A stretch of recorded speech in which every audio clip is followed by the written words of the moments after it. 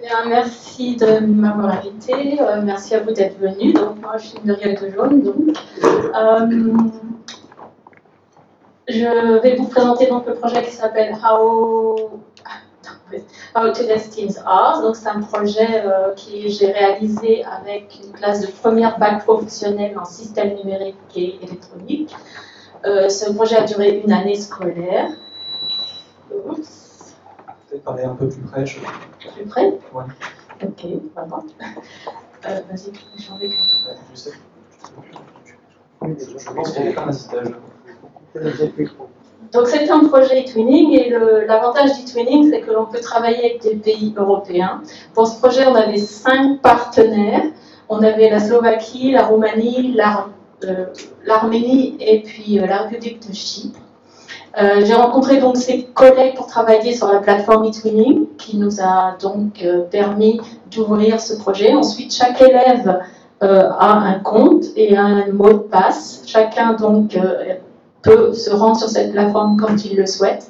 Et nous, professeurs, on a travaillé en amont pour établir un plan. Ce plan, on l'a travaillé pendant les vacances scolaires. Et puis une fois que le projet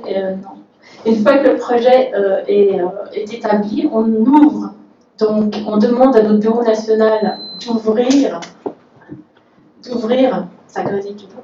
Je ne sais pas si c'est la caméra. Peut-être rapprochez-vous un petit peu du centre.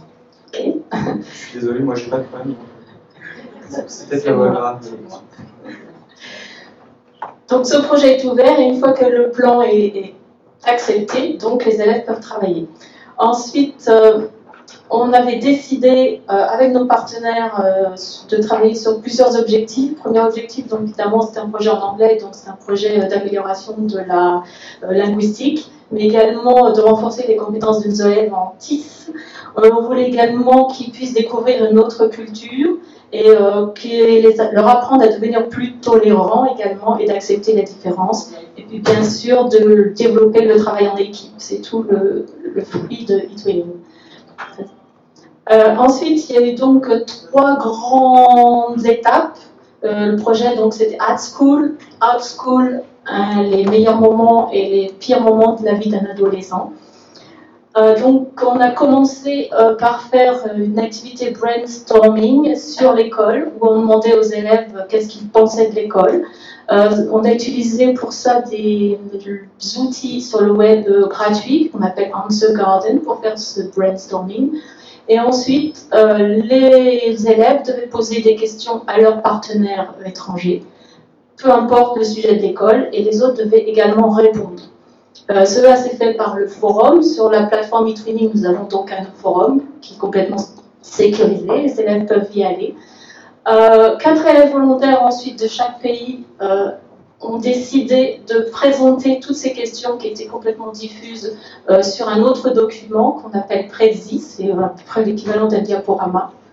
Et pendant que donc, les élèves travaillaient sur ces questions, on avait également décidé de prendre en photo nos lycées, intérieur, extérieur, de laisser les images neutres et de les télécharger sur la plateforme eTwinning. Et chacun devait deviner quel pays il s'agissait, quelle école et où ça se trouve dans l'école. C'est pour ça que sur certaines photos, ici, vous avez des bulles. C'était des hypothèses d'élèves. Bien sûr, certaines hypothèses étaient fausses, donc les élèves répondaient à leurs partenaires en disant vous avez faux, vous avez tort. Troisième, ensuite, on a travaillé sur Out of School, ce que les élèves faisaient en dehors de l'école. Les élèves vont dans un blog, disent ce qu'ils faisaient en dehors de l'école et pourquoi ils le faisaient, pourquoi ils avaient ces activités-là. Et puis est arrivée une demande des élèves qu'on n'avait pas prévue avec nos partenaires, c'est qu'ils voulaient échanger sur la musique. Donc on n'a pas fermé le projet, on a intégré les idées des élèves au projet. Et pour cela, on a utilisé un petit outil également gratuit qui s'appelle Padlet. Et les élèves devaient présenter une chanson en langue du pays, une chanson en langue anglaise. Les élèves devaient écouter, dire quelle chanson ils préféraient, pourquoi. À nouveau, on a fait des échanges, puis ensuite les élèves ont voté. Ils ont voté leur meilleure chanson du pays, la meilleure chanson en langue anglaise. L'autre moment fort, c'était surtout un projet sur le travail des ados. Donc, les élèves ont mis leurs meilleurs souvenirs et leurs meilleurs et leurs pires souvenirs sur une frise chronologique. On a utilisé un nouvel outil du net, toujours gratuit, qui s'appelle DPT. Donc, ils devaient illustrer ce moment par une photo, et puis ensuite expliquer pourquoi c'était leur meilleur moment ou pourquoi c'était leur pire moment. Ensuite, on a voulu que les élèves réalisent un petit film pour présenter un moment de leur vie qui leur semblait important. On a commencé par travailler par un brainstorming. Vous voyez donc toutes les idées des élèves. Ensuite, on leur demandait de se mettre en équipe transnationale. Ils ont donc choisi avec qui ils voulaient travailler. On leur a demandé d'écrire un script ensemble, de ensuite réaliser le film et de faire le montage. Voilà, donc chaque équipe a un petit film sur un moment spécial de sa vie.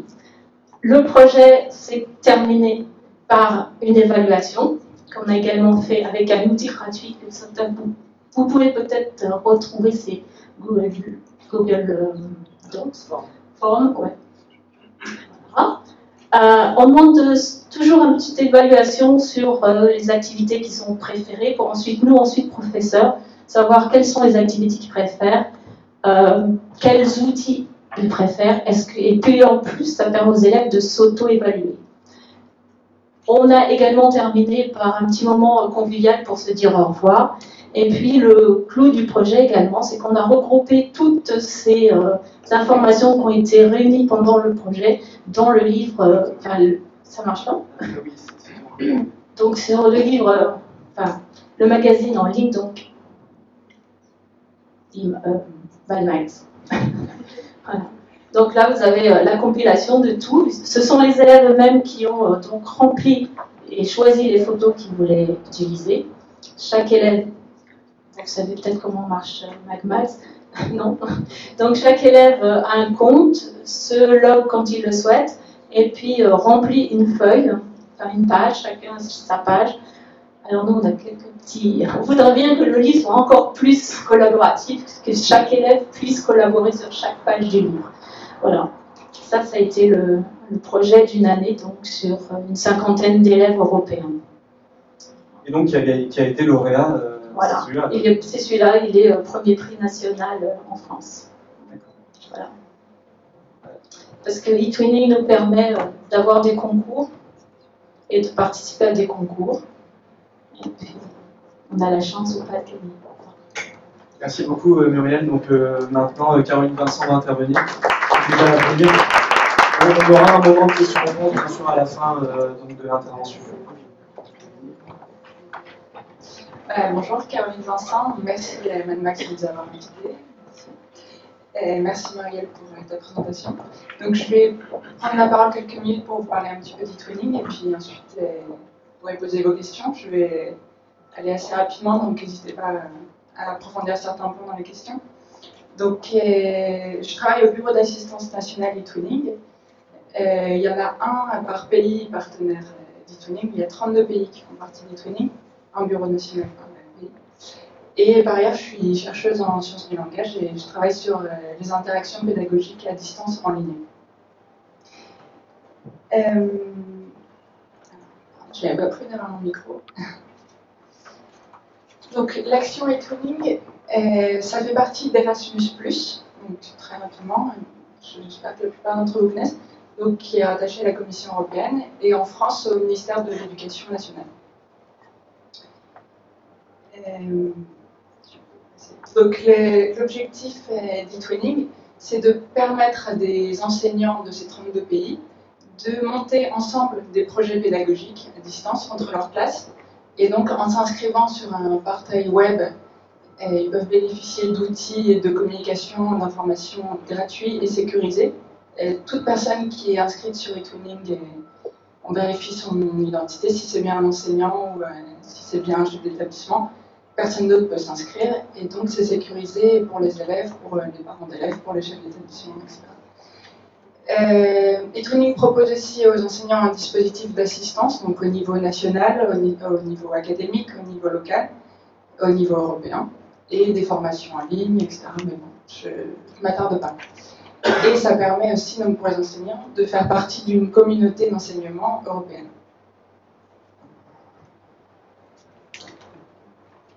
Donc actuellement, il y a plus de 260 000 enseignants inscrits en Europe sur eTwinning. Donc vous aurez compris avec la présentation de Muriel les objectifs d'eTwinning. Donc construire des partenariats pédagogiques européens. Donc ça peut être entre 2 pays, entre 5 pays, entre 10 pays, entre 15 pays. Bon courage pour faire un projet avec 15 pays. Ça permet de mettre en réseau les établissements en Europe, mais aussi à l'intérieur des établissements, de faire des équipes pédagogiques. Donc justement l'interdisciplinarité dont on parlait dans l'intervention d'avant, elle est très favorisée avec eTwinning, puisque plusieurs enseignants d'un même établissement peuvent monter un projet ensemble. Et c'est très fréquent, c'est pas aussi rare que ça a été dit tout à l'heure. Ça permet aux élèves, mais aussi aux enseignants, d'améliorer leur apprentissage des langues vivantes, puisque les projets qui sont faits sur eTwinning ne sont pas forcément des projets en anglais, en allemand, en espagnol, mais aussi des projets en mathématiques, en physique, en histoire géo, en technologie, etc. Et aussi de favoriser le dialogue interculturel. Et puis bien sûr de développer les compétences professionnelles avec les technologies, l'information et la communication pour enseigner. Donc ce qui est important pour les élèves, mais aussi pour les enseignants. Donc on les aide, on forme les enseignants en ligne ou en présence. Je vais développer juste 3 points qui me paraissent importants dans eTwinning pour répondre à la problématique qui nous a été proposée pour cette intervention. Donc comment est-ce que eTwinning permet de favoriser la collaboration entre pays européens et interculturels? Donc déjà, ce qui me paraît intéressant dans les projets qui sont faits sur eTwinning, c'est la redistribution des rôles. Donc ça a été évoqué par Serge Tisseron, c'est-à-dire la place de l'enseignant, mais aussi entre les élèves. Donc là, l'enseignant n'est plus au centre du processus d'apprentissage, il est plutôt en position de médiateur, il est en retrait, donc pour aider les élèves à communiquer avec leurs partenaires européens, mais aussi pour aider les élèves à communiquer, à interagir avec les logiciels, avec les ordinateurs, les tablettes, enfin, tous les outils que par exemple Muriel a montré. Donc là, Muriel a aidé ses élèves à utiliser les technologies, mais dans un but plus global de communiquer avec leurs partenaires. Donc la relation enseignant-apprenant est modifiée, et aussi la relation apprenant-savoir. Donc l'enseignant a aussi à apprendre des élèves. Donc la relation est un peu moins verticale et l'enseignant est moins au centre du processus d'apprentissage. C'est l'élève qui est. Et aussi, donc, entre les élèves, ce qui peut être intéressant, c'est que les élèves vont pouvoir mettre en valeur des compétences qui ne sont pas celles qui sont habituellement mises en valeur dans l'enseignement, c'est-à-dire le savoir théorique. Et par exemple, un élève qui n'est pas très bon en anglais va être très bon en montage vidéo et va briller à son tour au sein de la classe et pourra mettre en pratique ses compétences concrètement. Et je regarde si je vous ai dit tout ce que je voulais vous dire. Oui. Donc le deuxième point qui est intéressant, c'est que les situations d'apprentissage sont authentiques. On ne demande pas aux élèves d'apprendre un savoir comme une fin en soi et de le restituer, mais les élèves vont être motivés par les savoirs qui lui sont proposés. C'est-à-dire que, par exemple, pour pouvoir communiquer avec son correspondant anglais, l'élève a besoin de vocabulaire anglais. Il va avoir besoin de savoir construire une phrase, donc il va demander à son enseignant, c'est comment on dit ci, comment on dit ça.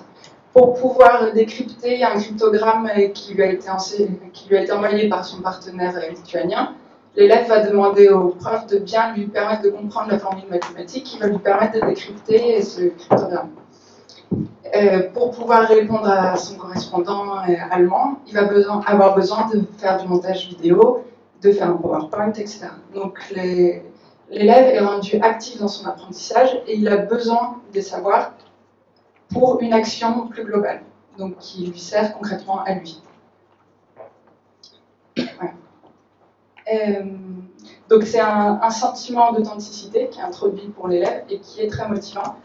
Je ne dis pas que dans les classes habituelles, il n'y a pas de sentiment d'authenticité et que l'enseignant ne fait pas tout ce qu'il peut pour introduire et contextualiser l'apprentissage, mais là, c'est par nature contextualisé et je pense que c'est agréable pour les élèves et pour les enseignants.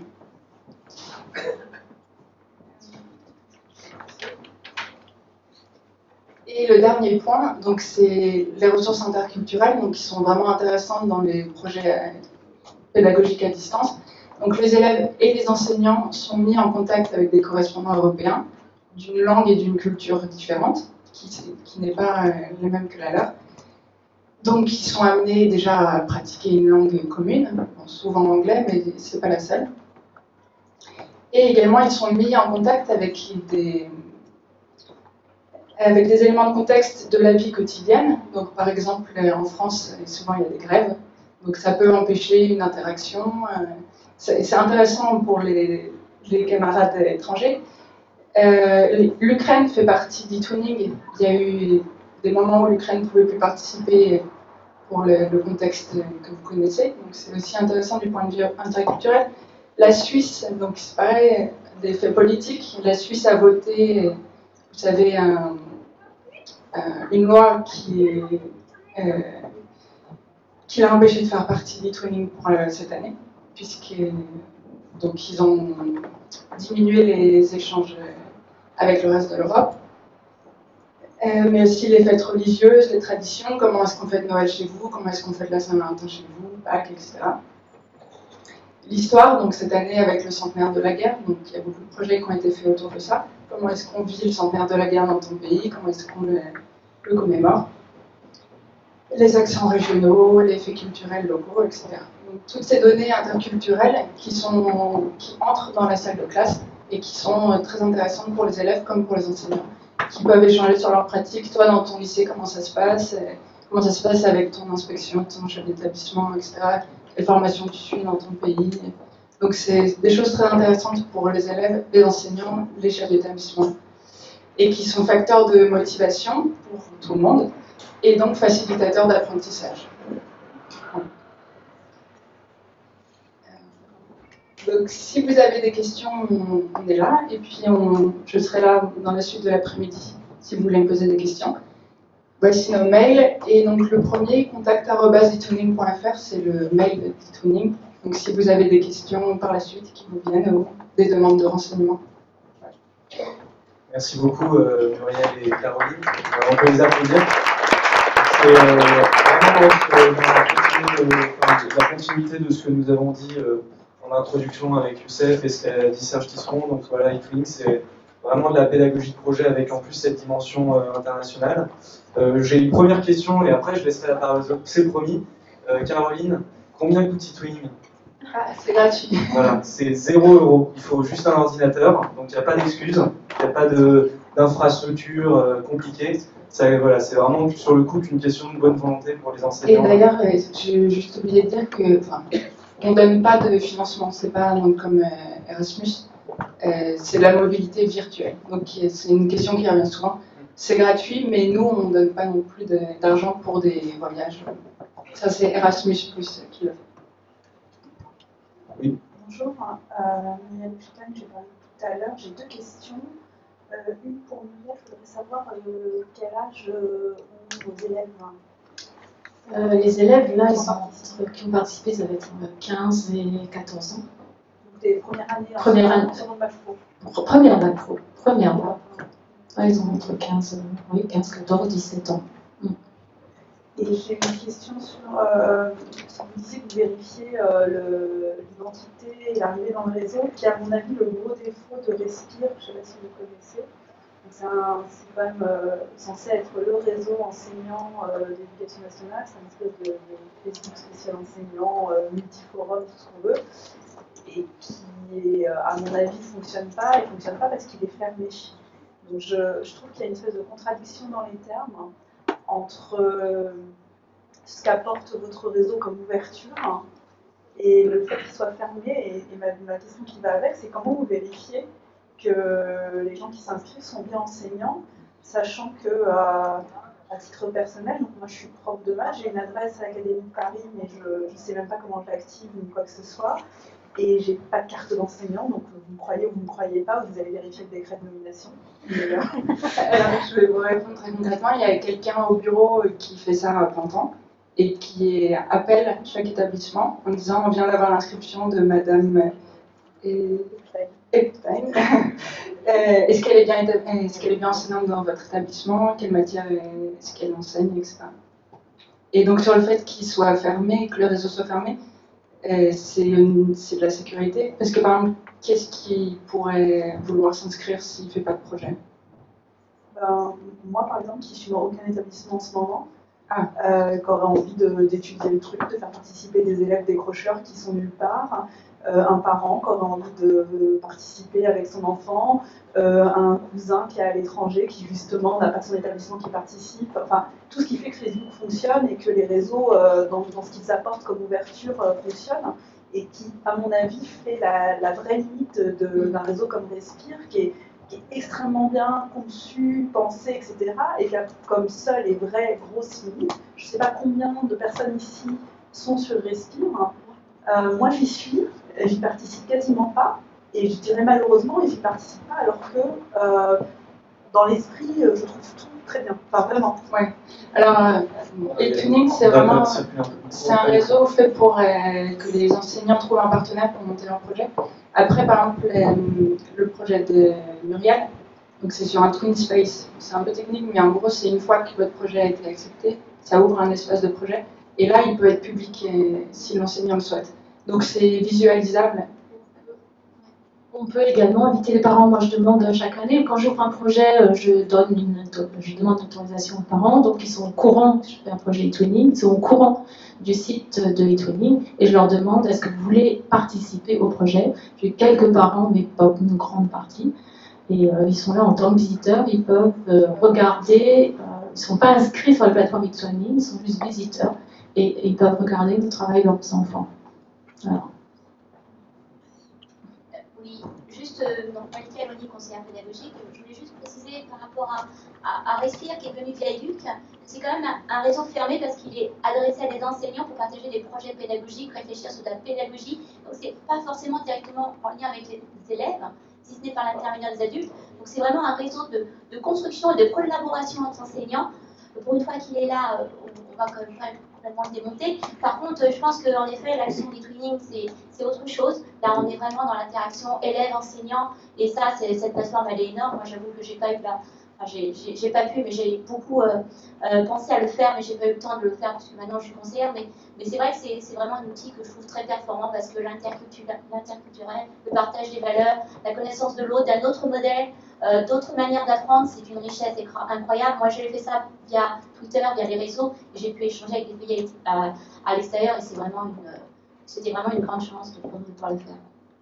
Bravo, merci. Ok, bon bah, ouais, c'est une autre question. Ah, on a deux autres questions. Ça concerne les primaires aussi ou pas? Oui. Dans le micro, s'il vous plaît, pour nos... Ça concernait les primaires aussi. Oui, de primaire à terminale, oui. Et supérieur. On a une autre question dans le micro, s'il vous plaît, pour ceux qui nous suivent en live. Même question, je disais du supérieur, c'est pas du tout. Pas encore, ça va jusqu'au bac professionnel et BTS, mais...